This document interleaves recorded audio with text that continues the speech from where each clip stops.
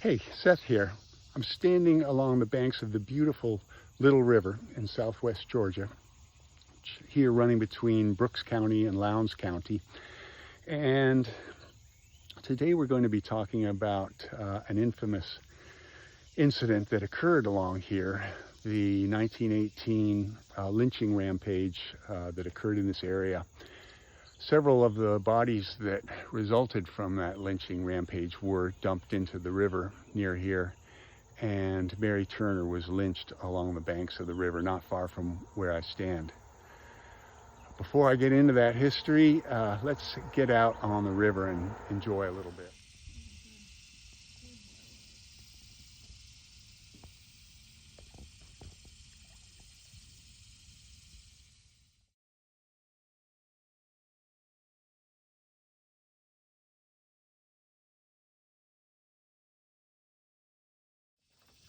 Persimmons. Kind of lost our only.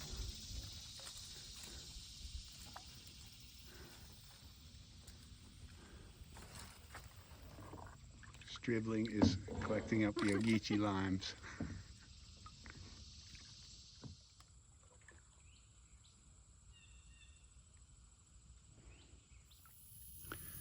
So what caused this, or what triggered this lynching rampage of 1918 in Brooks and Lowndes County?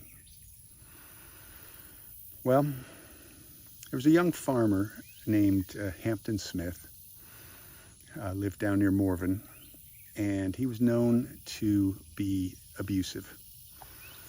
He beat people who worked for him, including Mary Turner, and he also participated in a convict lease program whereby prisoners with the state of Georgia, would pay off their fines and then have them come work for him, pay their room and board, so not a good, so a system that was ripe for abuse. And he beat somebody named Sidney Johnson, who was a convict who was working for him. And Sidney Johnson got a hold of a gun, came back and murdered him.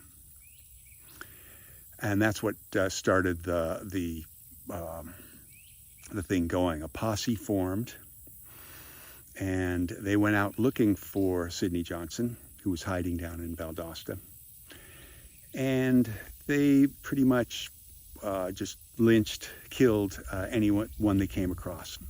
So men by the name of Will Head, Will Thompson, Julius Jones, a guy named Chime Riley, they wired up with turpentine cups and threw him into the Little River and let him drown there.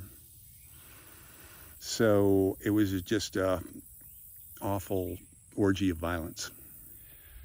So who were the people who formed this posse, this mob? Well, we really don't know. The historical record is silent on that. It's just a giant conspiracy of silence. No one was ever prosecuted for any of the murders. But we do know that by May 19th, a mob of several hundred people showed up for the lynching of Mary Turner. Her husband, Hayes Turner, had been lynched the day before, and Mary Turner had denounced the mob and told them that she was going to bring them before the law, and they chased after her and caught her. And 30-year-old black woman who was 8 months pregnant was taken back out to Folsom Bridge, where we started the canoe trip, and she was strung up upside down, had gasoline poured on her. She was lit on fire. Her baby was cut out of her and stomped to death, and then her corpse was shot up with hundreds of bullets.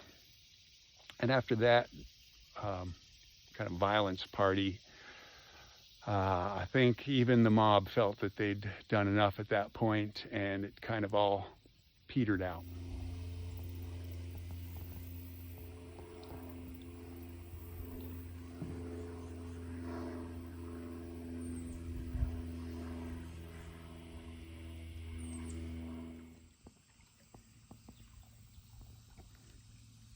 Beautiful little sandbar with the tannin-stained waters of the Blackwater River, or a Blackwater River, the little river running over it.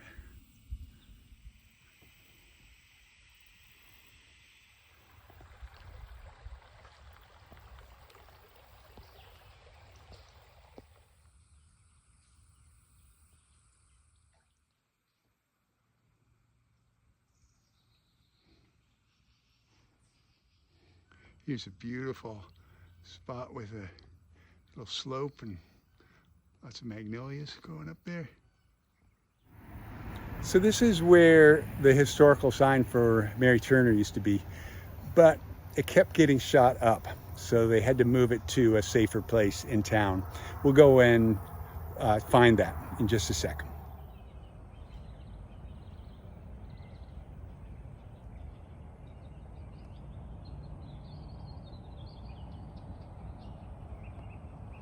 So here's the sign. We're in Hayhira, Georgia, about 5 miles away from the river.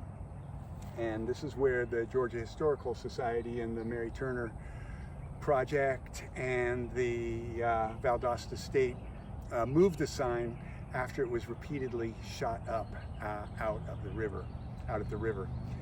And it's great that it's in a safe place now, but the fact that it had to be moved seems to indicate that not everybody has come to terms with this very sad and tragic chapter in American history.